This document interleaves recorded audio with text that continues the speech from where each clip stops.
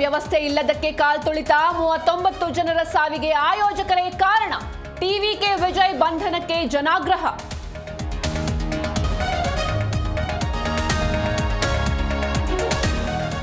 ಕಾಲ್ತುಳಿತದ ಸುದ್ದಿ ಕೇಳಿ ಹೃದಯವೇ ಚೂರಾಗಿದೆ. ದುರಂತದಲ್ಲಿ ಪ್ರಾಣ ಕಳೆದುಕೊಂಡವರಿಗೆ ಸಂತಾಪ. ಘಟನೆ ಬಳಿಕ ಟಿವಿಕೆ ವಿಜಯ್ ಟ್ವೀಟ್.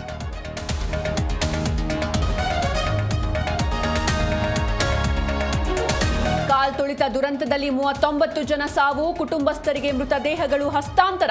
ಮುಗಿಲು ಮುಟ್ಟಿದ ಕುಟುಂಬಸ್ಥರ ಆಕ್ರಂದನ.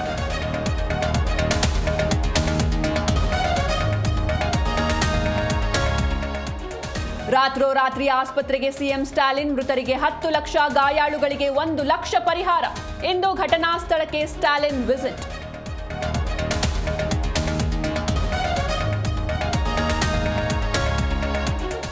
ಇಂದು ಏಷ್ಯಾ ಕಪ್ನಲ್ಲಿ ಹೈ ವೋಲ್ಟೇಜ್ ಮ್ಯಾಚ್. ಬದ್ಧ ವೈರಿಗಳ ನಡುವೆ ಟಿ20 ಫೈನಲ್ ಪಂದ್ಯ.